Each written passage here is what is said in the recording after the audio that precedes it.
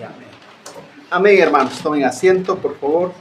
Hermanos, como saben, hemos estado ya 3 semanas. Esta es nuestra 4ª semana.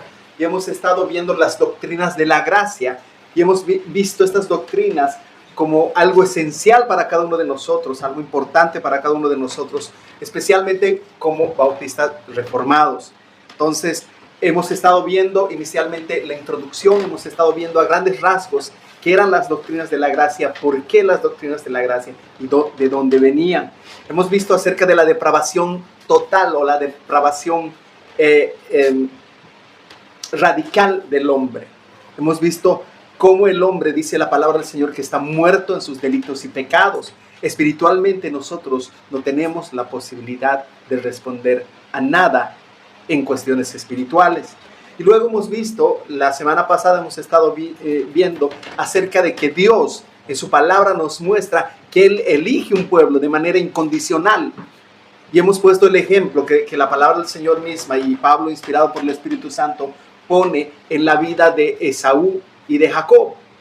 Y dice que Dios había elegido a Jacob y había desechado a Esaú, pero no por nada que ellos hubiesen hecho, no porque Él sabía en su presencia que de alguna manera Él iba a ser mejor para el trabajo destinado, sino por su soberana voluntad.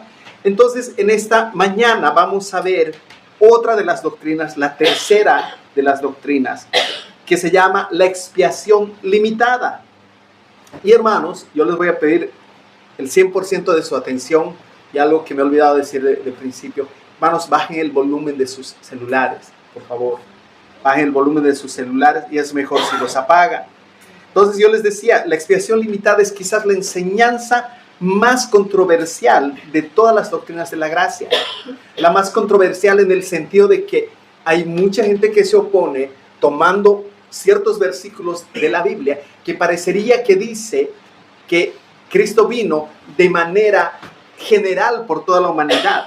Ahora, esta doctrina, la doctrina de la expiación limitada, dice que Cristo, al sacrificarse en la cruz del Calvario, cargó con los pecados de aquellos a quienes Dios había escogido antes de la fundación del mundo, de manera incondicional, como lo hemos visto la semana pasada, y los ha escogido, dice, para vida eterna. Ahora, asegurando de una u otra manera la salvación por aquellos por quien Cristo murió. O sea, esto no es una cuestión de lotería, no es que, Dios hizo una obra en la cruz del Calvario, pero para allanar el camino, por decirlo así, para que cualquiera que quiera venga. Si no, habíamos visto coincidentemente en esto, de que Dios incondicionalmente ya había escogido antes de la fundación del mundo a un pueblo. Ahora, el otro punto de vista, el punto de vista contrario, dice de que Cristo se sacrificó para hacer posible que cada ser humano sea salvo, quitando todos los obstáculos que impiden que el hombre reciba la vida eterna si cree en Cristo. Ahora, hermanos, esto, definitivamente ha sido un tema controversial a lo largo de los siglos. No simplemente es un tema actual, sino ha habido mucha controversia. Y en esta mañana no voy a intentar ganar la controversia, por decirlo así, sino en base a la palabra del Señor vamos a ver que la doctrina de la expiación limitada está en toda la palabra del Señor. Entonces, cuando decimos expiación limitada, estamos hablando de que la muerte de Cristo, otra vez, tiene la intención de ser exclusivamente para los que el Señor ha escogido antes de la fundación del mundo, y que el efecto de la expiación, de hecho, asegura la salvación de aquellos que Dios ha escogido. Por eso no creemos en que la salvación se pierda, sino es una salvación efectiva que nos va a llevar desde el principio hasta el final. Entonces, hermanos, vamos a ir viendo a través de la palabra del Señor qué es lo que esto dice. Entonces, cuando nosotros hablamos de la expiación limitada, tenemos que entender 2 puntos claves. La primera, que es una redención particular, es una redención para ciertas personas, que la redención, segundo punto, es lograda para los escogidos de Dios. Y hay un tercer punto: la expiación limitada da sentido a las descripciones escriturales de la redención. ¿Qué quiere decir esto? Y cuando nosotros llegamos a entender esto, vamos a ver que Dios siempre ha elegido, siempre ha desechado a unos y ha elegido a otros. Y esto en su soberanía lo ha hecho porque Él lo quiso así. Entonces comenzamos en el Antiguo Testamento. Yo quiero empezar desde atrás. En el Antiguo Testamento vemos cuando los sacrificios fueron hechos en favor de ciertas personas. Hablamos del pueblo de Israel. Y hay una instrucción en Levítico de cómo deberían ser los sacrificios. No habían sacrificios universales en el Antiguo Testamento. La descripción de Levíticos 16 considera una expiación para el pueblo. Primeramente, si ustedes buscan Levíticos 16 en sus Biblias, vamos a ver en el versículo 11 que Aarón tenía que traer una ofrenda por el pecado, primeramente para su propia expiación. Esa era la instrucción, Levítico capítulo 16, en el versículo 11. No lo voy a leer todo el versículo, pero ustedes síganme en la lectura. El versículo 11 nos muestra que él tenía que traer una ofrenda por la expiación suya, y esto hacía posible la reconciliación por su persona y por su casa. ¿Alguien que pueda leer el versículo 11, por favor? Y hará traer a Aarón el becerro que era para expiación suya, y hará la reconciliación por sí y por su casa. Por sí y por su casa. En expiación el becerro que es suyo. Amén. Entonces, primeramente, Aarón tenía que hacer una expiación por su persona y por su casa, dice. Versículo 15, tenía que hacer una ofrenda por los pecados del pueblo. ¿Quién lee el versículo 15? Después degollará el macho cabrío de la ofrenda por el pecado que es por el pueblo, y llevará su sangre detrás del velo, y hará con ella como hizo con la sangre del novillo, y la rociará sobre el propiciatorio y delante del propiciatorio. Amén. Dice que esto tenía que hacerlo por el pecado del pueblo. ¿Qué pueblo? ¿Qué pueblo? El pueblo de Israel. No por otros pueblos, sino por el pueblo de Israel. Versículo 21. ¿Qué dice el versículo 21?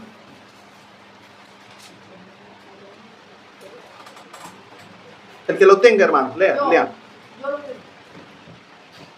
Y pondrá Aarón sus manos sobre la cabeza del macho cabrío vivo, y confesará sobre él todas las iniquidades de los hijos de Israel, todas sus rebeliones y todos sus pecados, poniéndolos así sobre la cabeza del macho cabrío, y lo enviará al desierto por mano de un hombre destinado para esto. Amén. Entonces, ¿qué dice? Primero, otra vez, volvemos atrás. Versículo 11 dice que Aarón tenía que hacer un sacrificio por sí mismo y por su casa. Luego nos dice el versículo 15 que tenía que hacer una ofrenda por los pecados del pueblo de Israel. Y el versículo 21 nos dice que él tenía que confesar los pecados sobre el macho cabrío de los hijos de Israel.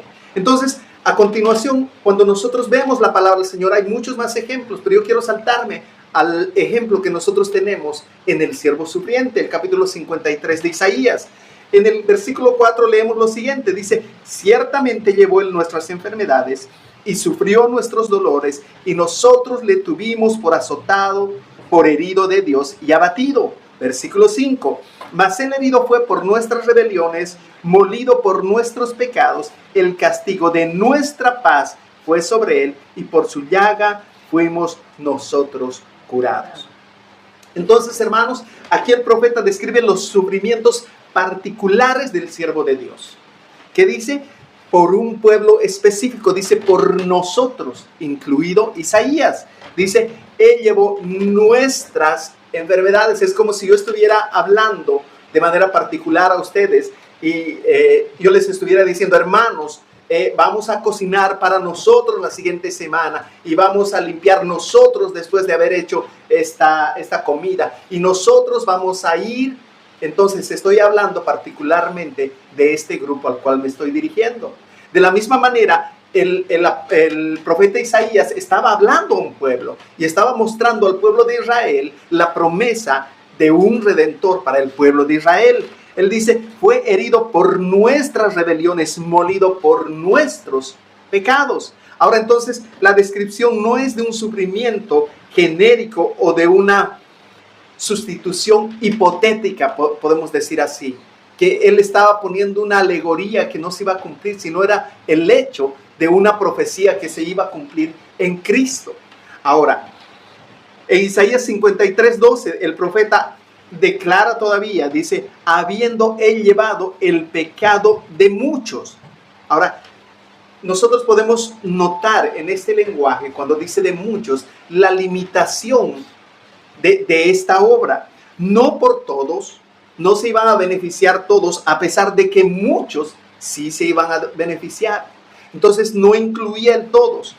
Entonces, hermanos, cuando nosotros pensamos, vamos a pasar al Nuevo Testamento, cuando nosotros vemos el ministerio del Señor Jesucristo a favor de un pueblo en particular, según está registrado en los evangelios, dice que en su nacimiento, cuando el ángel, ¿qué hace? Pregona la concepción a José en Mateo 1:21, lo dice de esta manera, lo hace con estas palabras: y dará a luz un hijo. Le está hablando el ángel a José. Y dará a luz un hijo, y llamará su nombre Jesús, porque él salvará a su pueblo de sus pecados. Porque él salvará a su pueblo de sus pecados. Ahora, desde el principio, la declaración es que él viene a redimir a un pueblo en particular. Y nosotros nos damos cuenta por los relatos que tenemos en el Nuevo Testamento, que al decir su pueblo no se refería a todo Israel. Muchos creyeron en Israel el mensaje de Cristo. Muchos creyeron en él, pero no todos. Entonces, el plan de salvación desde un principio estaba diseñado de esta manera. Cuando nosotros vemos a Jesús ya con sus discípulos, él mismo dice lo siguiente: el Hijo del Hombre no vino para ser servido, sino para servir y para dar su vida en rescate por muchos. Eso lo podemos encontrar en Mateo 20:28. Entonces pone la palabra muchos, no dice en rescate por todos. Entonces, hermanos, estamos intentando ver la evidencia en la palabra del Señor, que la salvación no es una salvación universal. ¿Sí me dejo entender? Entonces, hermanos, la obra de redención no es de todos sin excepción, sino de muchos, dicen estos versículos. Entonces, hermanos, podemos ver con mayor claridad en el libro de Juan claramente esta expiación limitada. Primero, en el capítulo 10, me gustaría que abran sus Biblias en el capítulo 10. Vamos a ver bastantes versículos, vamos a ir de manera progresiva. Y hermanos, como siempre, si hay algo que no se entiende, si hay algo que necesita ser repetido, Juan capítulo 10. El Evangelio de Juan capítulo 10.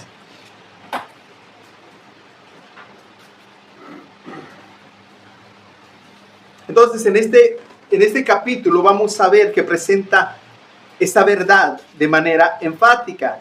Cristo afirma en el versículo 11, que dice: yo soy el buen pastor. ¿Qué dice aparte? ¿Quién lo tiene? El buen pastor su vida da por las ovejas. El buen pastor su vida da por las ovejas. Versículo 14, yo soy el buen pastor, vuelve a recalcar el Señor, y conozco mis ovejas, y las mías, ¿qué dice? Me conoce. A estas ovejas las identifica dos veces en este versículo. Yo conozco a mis ovejas, y mis ovejas me conocen. Seguimos en el versículo 15, dice: pongo mi vida, ¿por quiénes? Por las ovejas, por sus ovejas. Entonces, hermanos, Jesús dirigió estas palabras a los judíos en la fiesta de los tabernáculos. Estaban escuchando judíos y él dice: yo soy el buen pastor, yo vengo y pongo mi vida por mis ovejas. Ahora, hermanos, esto podría haber resultado un poco extraño para nosotros, pero él afirma y dice, más adelante dice: también tengo otras ovejas que no son de este redil, aquellas también debo traer y oirán mi voz, y habrá un rebaño y un pastor. Está hablando con personas judías. Dice: yo vengo por mis ovejas, pero también tengo otro rebaño que no pertenece al pueblo judío. A estas también debo traer, dice, para que sean un solo rebaño con un solo pastor. Eso es lo que está diciendo el Señor Jesús. Entonces, en el versículo 16 vemos esto, que Él tiene otras ovejas, otros discípulos que no son de ese redil. Y hermanos, qué precioso es ponerse a pensar que cuando el Señor está diciendo estas palabras, se está refiriendo a cada uno de nosotros. Personas que no pertenecemos al pueblo de Israel, pero sí somos pueblo de Dios. Seguimos. Más adelante, nosotros podemos leer, dice que estaban en la fiesta de la dedicación, o lo que se llama el Hanukkah. En el 12º mes, dice que Jesús se encuentra nuevamente en Jerusalén. Versículo 22 dice, celebrase en Jerusalén la fiesta de dedicación. Era invierno. Versículo 23, y Jesús andaba en el templo por el pórtico de Salomón. Y le rodearon los judíos y le dijeron, ¿hasta cuándo nos turbarás el alma? Preguntan, si tú eres el Cristo, dínoslo abiertamente. Preguntan los judíos. Jesús responde en el versículo 25. Jesús les respondió, os lo he dicho y no creéis. Las obras que yo hago en nombre de mi Padre, ellas dan testimonio de mí. Y ahora el versículo 26 dice, pero vosotros no creéis porque no sois de mis ovejas, como os he dicho. Resulta, si nosotros entendemos esto, muy posiblemente eran los mismos judíos que habían escuchado la anterior declaración de Jesús, cuando Él se identifica como el buen pastor. Dice, yo se los he dicho, pero ustedes no lo entienden.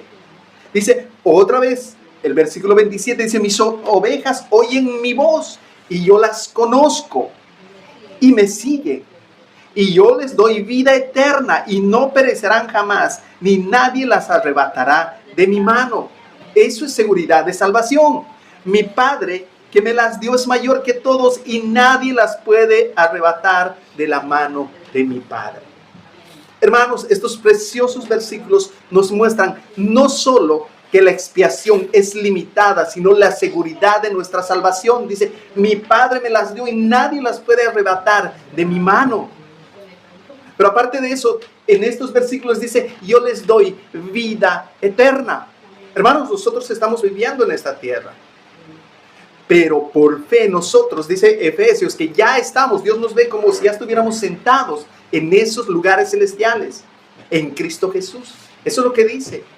Así que nosotros ya hemos comenzado a vivir parte de nuestra vida eterna en esta tierra. Y eso es lo que estos preciosos versículos nos están mostrando. Entonces, este pasaje claramente explica que la incredulidad de los judíos era una señal de que ellos no eran parte del rebaño, no eran parte de esas ovejas. Y nosotros nos damos cuenta, es decir, que no le habían sido dados por el Padre. Dice, ustedes no van a entender, yo se los he dicho, los milagros, las maravillas que están siendo hechas por mi mano son la muestra y evidencia clara de que yo vengo de parte de mi Padre. Eso es lo que dice. En el versículo 27 da dos características de sus ovejas. Oyen y siguen. Oyen y siguen. Y esa es la característica de cualquier creyente, hermanos. A veces uno dice, pero ¿y si no soy yo de los elegidos? ¿A cuántos no se les ha pasado por la cabeza? Hermanos, si tú estás buscando al Señor constantemente, estás buscando su santidad, estás buscando agradar al Señor, amar al Señor con todo tu corazón, con toda tu mente y con toda tu alma. Y no es que lo hagas, sino hay una intención constante de hacer esto. Jamás, yo te puedo asegurar que jamás ese Dios de amor te va a decir, tú me buscaste con todo tu corazón, pero lo siento, tú no eras de los elegidos. Jamás, hermanos. Por eso nosotros tenemos una seguridad de que si estamos buscando al Señor, dice, por sus frutos los conoceréis. Otro versículo. Entonces, hermanos, hay una seguridad. Dice que les brinda vida eterna destinada a estas ovejas, porque su vida da por ellas. Entonces, hermanos, la muerte de Cristo fue una muerte efectiva. No fue una muerte para personas que quizás podrían ser salvas, que habría una posibilidad, si no es efectiva. Pasamos al capítulo 13, hermanos. Seguimos en el libro de Juan, capítulo 13. Cuando nosotros vemos el relato de la última cena, dice, antes de la fiesta de la Pascua, sabiendo Jesús que su hora había llegado para que pasase de este mundo al Padre como había amado a los suyos que estaban en el mundo, los amó hasta el fin. ¿Qué dice? Como amó a los suyos, un grupo que estaban en el mundo. Nos damos cuenta que aquí hay una separación. Dice, así como amó, dice, aquellos que estaban en el mundo. Qué precioso, hermanos. Otra vez voy a leer esto. Antes de la fiesta de la Pascua, sabiendo Jesús que su hora había llegado para que pasase de este mundo al Padre, dice, como había amado a los suyos que estaban en el mundo, los amó hasta el fin. Literalmente está diciendo, los amó totalmente, los amó eternamente. Eso es lo que podemos encontrar. Entonces aquí en este versículo vemos que su muerte se presenta como motivada por el amor, por ese gran amor por los suyos. Otros versículos, cuando nosotros leemos otros versículos, por ejemplo, dice la palabra del Señor en Juan, 1 Juan, dice que Él nos amó primero. No es que nosotros le hayamos amado, sino Él mostró su amor primero. Y por consecuencia a eso nosotros hoy le amamos. Y esa es la base de nuestra relación con Dios, es el amor. Ahora, a lo largo del capítulo Jesús enfatiza su obra en favor de los suyos e indica que había uno entre ellos y entre su obra redentora, que había un amor mutuo entre lo que había hecho. Entonces, hermanos, más adelante presenta esta obra de amor como un ejemplo que sus discípulos debían seguir los unos con los otros. El versículo 34 del capítulo 13 dice, que os améis unos a otros como yo os he amado. Un mandamiento nuevo les doy, que os améis los unos a los otros, así como yo os he amado. El Señor demostró su amor por ellos al morir por sus pecados, por los suyos. Esa fue la más grande muestra de amor. Capítulo 15, seguimos adelante. Capítulo 15 del libro de Juan contiene el discurso de Jesús acerca de la relación con su pueblo. Él dice que Él es la vid verdadera y mi Padre es el labrador, dice. ¿Qué quiere decir? Mi Padre es el que trabaja en esta viña. Sus discípulos son los pámpanos cuya vida depende de la vid y son podados por el Padre. ¿Para qué? Dice, para que lleven más fruto. Eso es lo que dice. Como el Padre me ha amado, así también yo os he amado. Permaneced en mi amor, dice el Señor. Así como yo os he amado. Jesús vuelve a tocar el tema de su amor por sus discípulos. Ahora, hermanos, presenta su amor por ellos como el ejemplo, como el modelo al que nosotros debemos imitar.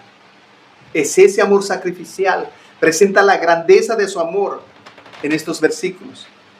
En el 12 y 14 dice, nadie tiene mayor amor que este, que uno ponga su vida por sus amigos. Y dice, vosotros sois mis amigos si hacéis lo que yo os mando. ¿Qué dice? Vosotros sois mis amigos si hacéis lo que yo os mando. Yo puedo levantar la mano y decir, hermanos, ¿cuántos aman al Señor? Y el Señor dio un parámetro. Si me amas, ¿qué dice? Guarda mis mandamientos. Esa es la muestra y la prueba clara de que nosotros amamos a Dios.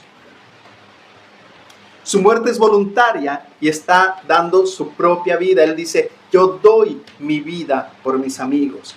Ahora, su muerte es en beneficio de aquellos que considera sus amigos, es decir, un grupo particular de personas. Cuando nosotros pensamos en el mundo en general, en aquellos que no conocen a Dios, dice que son enemigos de Dios, que están cegados para las cosas de Dios. Seguimos, capítulo 17.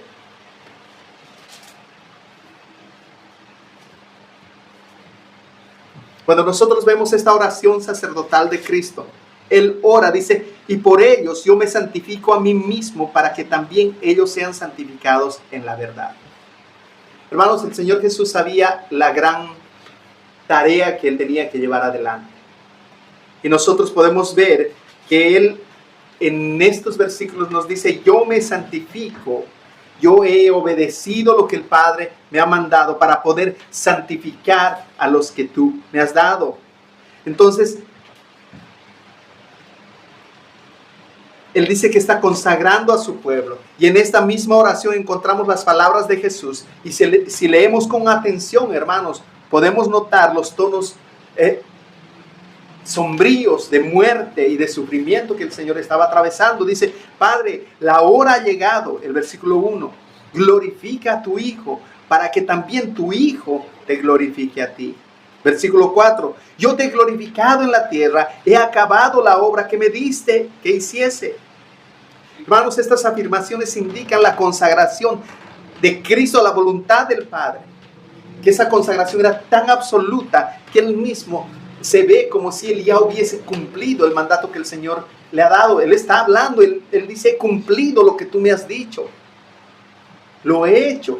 Él no estaba muerto todavía, pero Él estaba seguro de que esa obra se iba a cumplir. Entonces, hermanos, aún a pesar de la gran angustia que podía estar sufriendo el Señor Jesús, hizo esta oración en favor de los suyos. Él dice algo precioso, versículo 6, dice: he manifestado tu nombre a los hombres que del mundo me diste.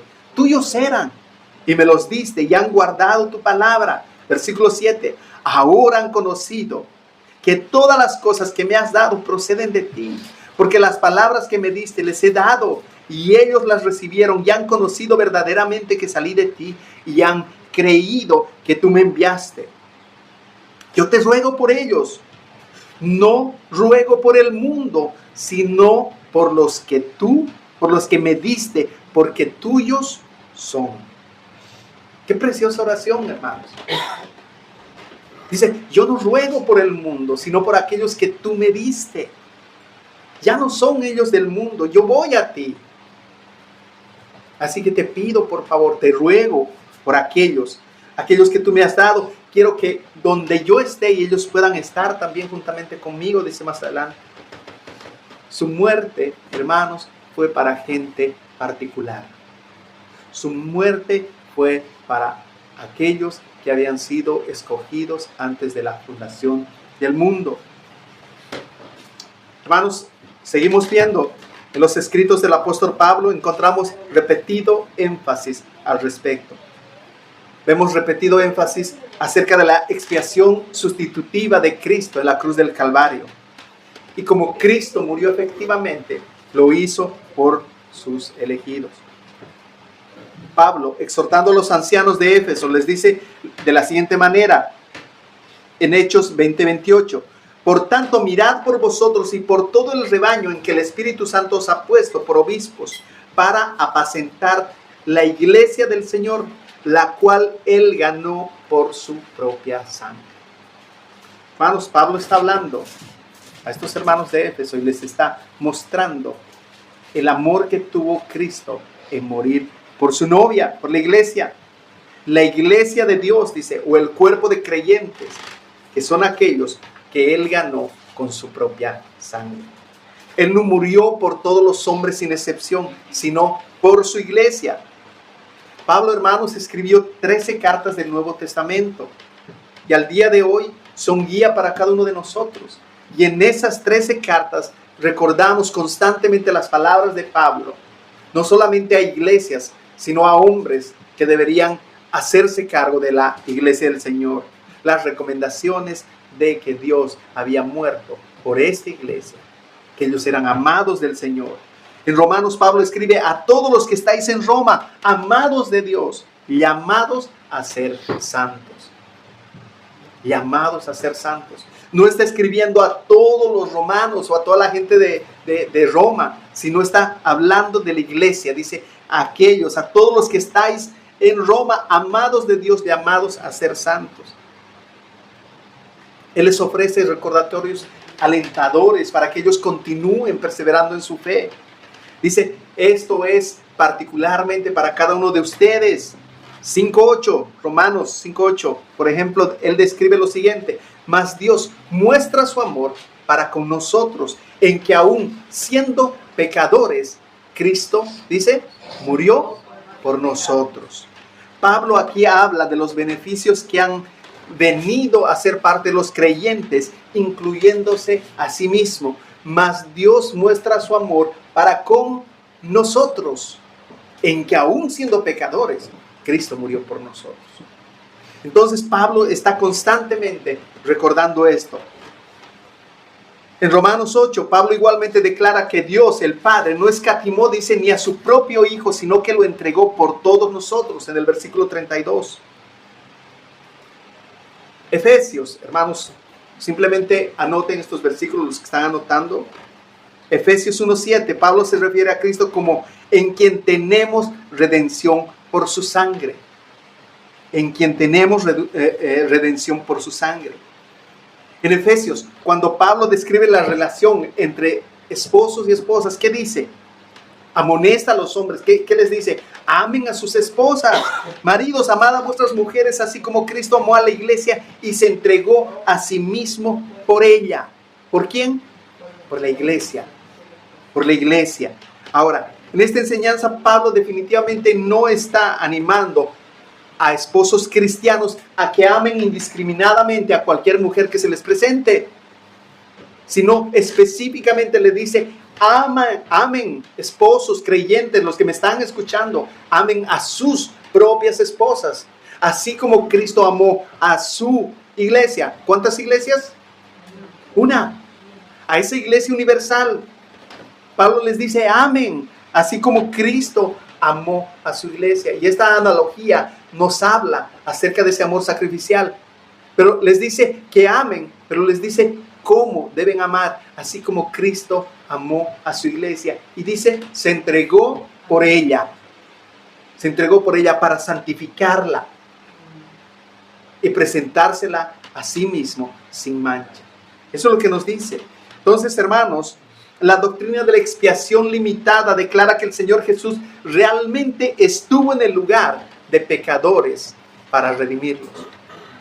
Que la obra de Cristo fue efectiva para cada uno de nosotros. Es por eso que nosotros podemos caminar sin ningún tipo de temor.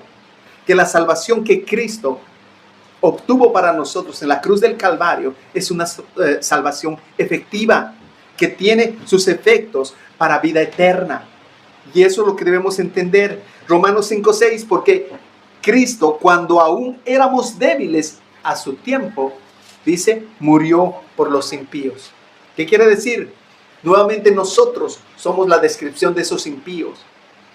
Éramos impíos, esa era nuestra situación. Y hoy somos hijos de Dios. Hoy somos llamados su pueblo. Somos parte del cuerpo de Cristo. Y Él es la cabeza.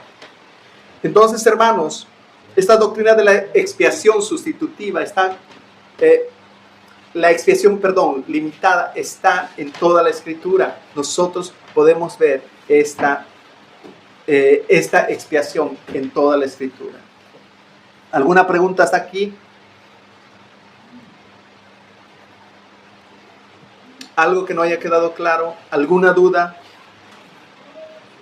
Por ejemplo, hermano, usted nos podría explicar un poquito más, porque yo creo que un versículo que siempre ha sido bien difícil de comprender es obviamente Juan 3:16, ¿no? Dice, pero dice, ahí dice murió por todo el mundo. Si nos podría explicar un poquito más de eso. Amén, hermanos. Ahora vamos a tomar, gracias hermana, vamos a tomar algunos versículos, que no solo Juan 3:16, pero sí vamos a tomar Juan 3:16 también. Si ustedes buscan en Juan 1:29,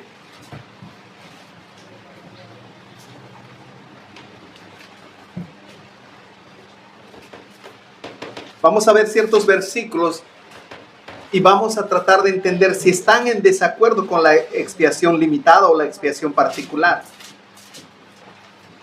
Si alguien me puede leer Juan 1:29. El siguiente día vio Juan a Jesús que venía a él y dijo, he aquí el Cordero de Dios que quita el pecado del mundo. Que quita el pecado del mundo, dice. Entonces, aquí vemos que Juan el Bautista enfocó la atención de sus oyentes en Jesús, con estas palabras que dice, he aquí el Cordero de Dios que quita el pecado del mundo. Seguimos más adelante. Al día siguiente, al estar Juan parado con Andrés, versículo 35, y un discípulo, cuyo nombre no se da a conocer, pero se dice el discípulo amado, que sabemos que es Juan, dice, he aquí el Cordero de Dios. La palabra Cordero, hermanos, aquí es aplicada a Jesús.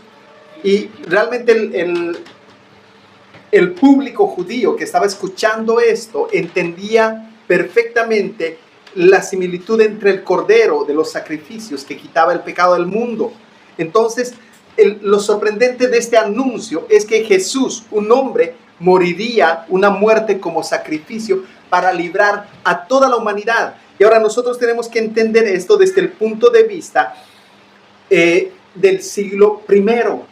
Cuando nosotros vemos, los judíos creían que ellos eran exclusivamente, ellos tenían la convicción de que ellos exclusivamente eran el pueblo de Dios. Pero cuando nosotros entendemos la palabra del Señor, los judíos no habían entendido la promesa de Dios a Abraham. ¿Qué le dice a Abraham? Le dice, en ti serán benditas todas las naciones. Entonces la promesa de la salvación no simplemente era para el pueblo judío. Entonces podemos comprender que estas palabras en su verdadero sentido daban a entender que los judíos tenían estas profecías del Nuevo Testamento, pero no solo eran para ellos. Ahora yo quiero saltar a Juan 3:16. Cuando nosotros vemos los versículos anteriores a Juan 3:16, ¿con quién está Jesús hablando? Fariseos. Con un fariseo. Está hablando con alguien. Juan 3:16. Con Nicodemo, exactamente, hermano. Está hablando con Nicodemo y le está explicando el nacer de nuevo. Está hablando con Nicodemo y le está explicando de qué se trata esto. Y Nicodemo le dice, pero ¿cómo, Señor? Yo siendo un hombre viejo, voy a volver a entrar al vientre de mi madre. Y el Señor le comienza a explicar de qué se trataba esto. Y el versículo 14, no sé si tienen ahí, hermanos, sus Biblias. Versículo 14, si me puede, 3:14, ¿qué dice? Y como Moisés levantó la serpiente en el desierto, así es necesario que el Hijo del Hombre sea levantado.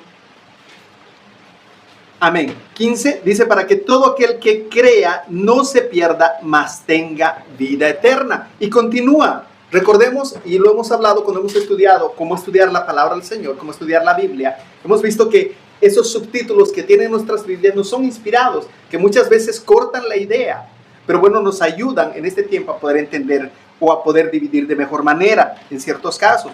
Y se vuelve a repetir el 15 en el 16, porque de tal manera amó Dios al mundo que ha dado a su Hijo unigénito, para que todo aquel que en él crea no se pierda, mas tenga vida eterna. Entonces, ¿qué estaba haciendo el Señor Jesús? Estaba explicando a Nicodemo que Dios amó al mundo, no solamente al pueblo de Israel. De esta manera, Él mostró de que la salvación no iba a ser simplemente para judíos, sino también para gentiles. Recordemos cuando Jesús estaba hablando con la mujer en el pozo, la mujer samaritana. Dice que ellos entendieron el mensaje y creyeron en Cristo y entendieron que el mensaje también era para ellos. Ahora, hermanos, los judíos no entendieron correctamente las profecías del Antiguo Testamento, que la salvación era universal en raíz a que no simplemente se iba a basar en el pueblo judío. Si saltamos a Juan 3:17, bueno, vamos a leer, sigue así. Porque de tal manera amó Dios al mundo que ha dado a su Hijo unigénito, para que todo aquel que en él cree no se pierda, mas tenga vida eterna. Porque no envió Dios a su Hijo al mundo para condenar al mundo, sino para que el mundo sea salvo por él. Ahora, estos versículos muchas veces son presentados como si fueran un tipo de refutación asombrosa en contra de las doctrinas de la gracia y especialmente en contra de la expiación limitada. De hecho, no tiene nada que ver con esto. El amor de Dios por el mundo no significa una salvación universal. Por ejemplo, que todos los hombres sin excepción vayan a ser salvos. Primero nosotros tenemos que ver esto como una hipérbole. Yo les había explicado en algún otro momento que esto lo vemos como una hipérbole en el sentido de que el Señor mandó a su Hijo para que todos aquellos elegidos del mundo puedan ser salvos. No en cambio todo el mundo. ¿Sí me dejo entender? Si fuera así, todos serían salvos, sin la necesidad de creer o no en Cristo. ¿Sí me dejo entender?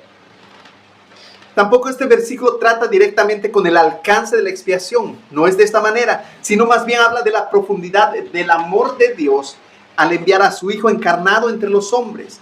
Ahora el Señor Jesús aclara que dice, los hombres amaron más las tinieblas que la luz porque sus obras eran malas. Más abajo. Y este versículo, hermanos, es totalmente excluyente porque dice, porque de tal manera amó Dios, no solo a los judíos, sino a todos aquellos del mundo, que dio a su Hijo unigénito. ¿Para qué? Había un propósito. Para que todo aquel, esa era la condicionante, para que todo aquel que en Él crea no se pierda, mas tenga vida eterna. Y cuando ya vemos, por eso yo les decía, es importante que veamos las dos primeras para poder entender que dice que Dios es el que da esa fe para salvación. Eso hemos visto a través de todo lo que hemos estudiado. ¿Sí? ¿Estamos de acuerdo? Efesios 2:8, que dice, mas por gracia sois salvos. ¿Qué dice? Por medio de la fe. Y esto no es de vosotros, sino es don de Dios.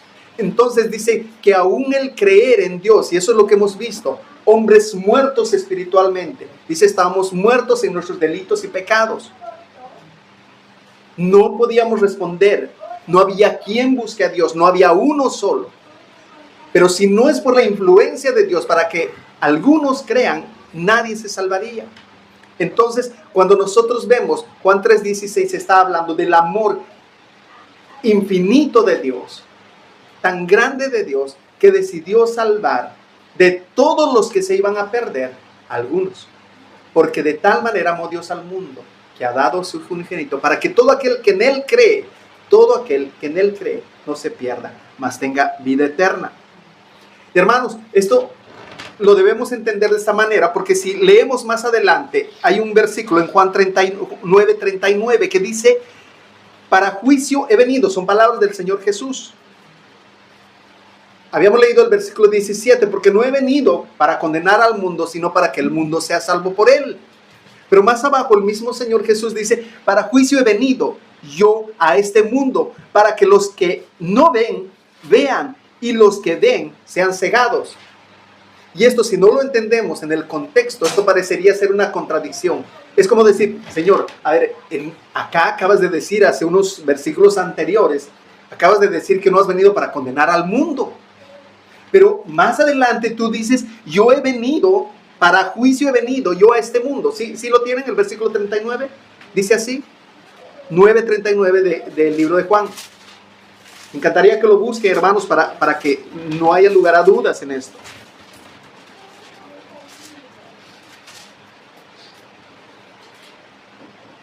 ¿Sí? Que uno podría decir que ahí muestra a Dios que Él es justo, misericordioso, en otras palabras.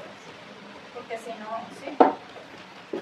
Amén. No podemos, en este sentido, hermanos, debemos recordar que el Señor muestra su amor salvando a muchos, dice la palabra del Señor. Pero también todos, si no fuera por ese amor, todos somos dignos de ser ajusticiados o de la justicia de Dios. ¿Sí me dejo entender? Todos estaríamos destinados para muerte. Ahora, si los hombres, hermanos, esto debemos entender para poder entender lo que dicen estos versículos. Si los hombres no regenerados, o más bien, si los hombres no regenerados llegan a creer en Cristo, es solo por la gracia de Dios. Otra vez, si los hombres no regenerados llegan a creer en Cristo, es únicamente por la gracia de Dios. No hay nada que el hombre pueda poner de su parte para poder creer en Dios. Es Dios de principio a fin que hace esta obra. Entonces, hermanos, es particular para que aquellos que se benefician de la muerte de Cristo sean objetos de su amor. No sé si se ha entendido la explicación. ¿Sí? ¿Lo entendemos? Amén. Hermanos, ¿alguna otra pregunta? Hermanos, hay muchísimos versículos, pero por cuestiones de tiempo, mire, son ya casi las 12. ¿Alguna pregunta, hermano Alexis? No te veo muy contento. O sea, la Biblia todo tiene que armonizar, ¿no? como tú dijiste, no puede haber un pasaje que contradiga a otro. Entonces pienso que ese versículo de Juan 3:16 es un versículo que, o sea, es claro.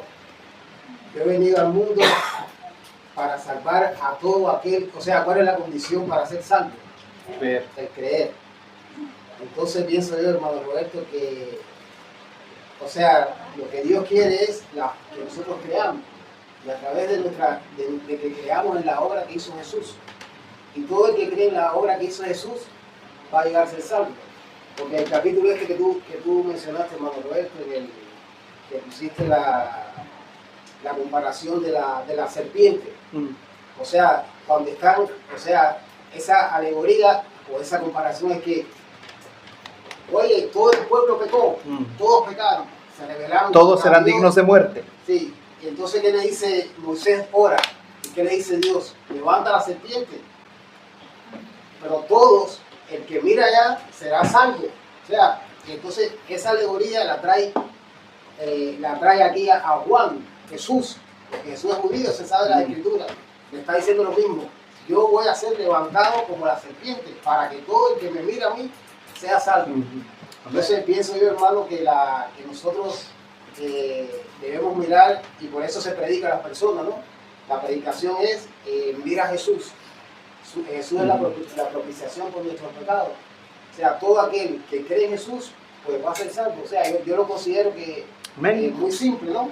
Amén, hermanos, estas doctrinas yo creo que nos dan, hermana A lo que yo puedo Patricia, entender, cuénteme. No sé si estaré equivocada, pero puedo entender que el Señor me dice que ningún ser humano puede alcanzar su salvación sino por medio de su Hijo Jesucristo que Él mandó a la tierra acá, pero antes usó a Juan el Bautista para dar a conocer a los pecadores su arrepentimiento de lo malo que estaban haciendo. Y le dijo, yo bautizo con agua, pero el que viene los va a bautizar con el Espíritu Santo para salvación de sus pecados.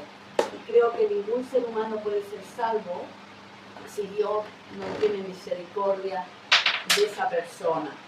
Porque por algo dice su palabra, el que tenga oídos, que oiga. Y creo que Él vino con ese propósito por intermedio del Padre para que todo aquel que crea, como usted dijo, mantenga vida y vida en abundancia. Vida eterna. Así, Amén. vida eterna. Así lo veo yo a lo que usted ha querido enseñarme. Amén. Yo tengo otra duda. Por ejemplo, Cuénteme. ¿Qué diferencia hay entre salvo y elegido? O sea, salvo y elegido, ¿qué diferencia hay? Ninguna. Claro, Los elegidos, yo les respondo. Los elegidos, los que Dios ha elegido antes de la fundación del mundo, según todo lo que estamos viendo, son aquellos que llegan a ser salvos de la condenación. Claro, porque la duda sale de la Biblia del nacimiento, porque resulta que no solo por la Biblia también sale, porque hay millones de personas en el mundo y sale que los elegidos son 1441. Entonces, ahí como que... No sale, la Biblia por lo menos no sale. No sale en la Biblia. Habla de un número de 144,000 de cada tribu de Israel. Dice 12,000 de la tribu de tantos, 12,000. Ninguno de nosotros somos, pero esa es otra cosa totalmente diferente. Ya, no, esa es otra cosa totalmente diferente, porque estamos hablando, recordemos que estamos hablando de la salvación. Yo les explicaba esta mañana a algunas hermanas, por ejemplo, a veces tenemos que ver el contexto de lo que estamos viendo. Alguien me dijo, pero se pierde la salvación. Si no, acuérdate de las 5 vírgenes insensatas, perdieron la salvación. Pero si nosotros leemos, hermanos, ahí el Señor no está hablando de la salvación, está hablando de la segunda venida de Cristo. Él dice, mi segunda venida va a ser así, el reino de los cielos va a ser así. Y pone el ejemplo de estas 5 que estaban apercibidas, que podemos ser el ejemplo de aquellos que estamos ahí constantemente con el Señor. Recordemos otra vez este versículo que siempre se los recuerdo porque a mí me taladra la cabeza. No todo el que me dice Señor, Señor entrará en el reino de los cielos. Y eso se los dice a personas que estaban en la iglesia, que hacían milagros, que hacían sanidades, que estaban ahí. Y el Señor les dice, nunca os conocí, hacedores de maldad. Entonces, hermanos, hay una consecuencia. Otra vez, si los hombres no regenerados, otra vez, y esto yo quiero que se queden con esto, si los hombres no regenerados y llegan a creer en Cristo, si estos pecadores llegan a creer en Cristo, es únicamente por la gracia de Dios. Es únicamente por la gracia de Dios. No, Roberto, a ver, uno llega a creer por la palabra, por la predicación del Evangelio. ¿Sí o no? Entonces, Dios quiere en su soberanía que las personas crean a través de la predicación de la palabra, a través del Evangelio. Si no se predica el Evangelio, la persona no oye el Evangelio, no puede creer. ¿Sí o no? Entonces, lo fundamental es predicar la palabra. O sea, tú primero tienes que creer y después tú paulatinamente el Señor te va a ir santificando. ¿Sí o no? Así mismo. Pero hay veces, hermano, que hay personas que no creen, pero por intermedio de escuchar la palabra, Por eso, creen. Ahí sí, va, por ahí eso va te como digo lo quiso decir. Sí. O sea que la condición para creer, Dios dice, es a través de la predicación de la palabra. Ahí está. Porque como dice Pablo, oye, la predicación, los griegos, para ellos lo. Pero hermanos, amados, ahí tengo que ser también algo que hemos dicho constantemente. Muchas veces nosotros, yo les voy a decir una cosa, muchas veces, un ejemplo, yo puedo predicarles el Evangelio a mis hijas. Y mis hijas al final de cuentas perderse. ¿Sí o no? Sí. O sea, el que yo predique la palabra del Señor, a mí me libra del hecho de que Dios me demande el no haber predicado. Dice, id y predicad a toda criatura. Ahora, la salvación es del Señor. No, eso está, La salvación es del hermano Señor. Roberto, la palabra no dice que porque tú predicas a todos se van a salvar. No, la condición es que tú tienes que creer. O sea, Dios dice, yo he venido al mundo para que todos tengan vida y vida eterna. Pero la condición es que tú tienes que creer en mí. Si tú no crees en mí, no te vas a salvar. O sea, esa es la condición que Dios pone. Hermana O sea, la Patricia. palabra está para todos. Amén. Pero Hermana también Patricia. el Señor dice que una oración hecha con fe, dice, creyendo que va a recibir, recibe. A lo mejor usted puede predicar todos los días en su casa, pero una oración sincera de un padre o de una madre, Dios llega a Dios y Él es su voluntad hacerla y convertir su Esa es la familia. palabra exacta. Si es la Sí es la voluntad voluntad, de Dios. Por supuesto que sí es la voluntad de Dios. Sí. Hermanos, algo más. Yo quiero terminar con un versículo en Hebreos 10:12 que dice, pero Cristo, habiendo ofrecido una vez para siempre un solo sacrificio por los pecados, se ha sentado a la diestra de Dios. Esto es lo que dice. Hermanos, el Señor Jesús, algo que nosotros tenemos que entender en la expiación limitada y en cualquiera de las doctrinas de la gracia, es que Dios es soberano, de que Cristo ha venido a este mundo y ha hecho la obra completa. ¿Para qué? Para asegurar la salvación de aquellos que ha decidido salvar antes de la fundación del mundo y que un día puedan estar allá en la presencia del Señor. Él dice que Él está sentado ahora intercediendo por cada uno de nosotros. Es decir, uno se sienta cuando ha terminado su obra, cuando ha concluido su trabajo. Él está allá, dice, intercediendo por cada uno de nosotros. Eso es maravilloso pensar en esto. El saber que un día estaremos allá en la presencia del Señor, no por nuestros méritos, sino por los méritos de Cristo. Amén.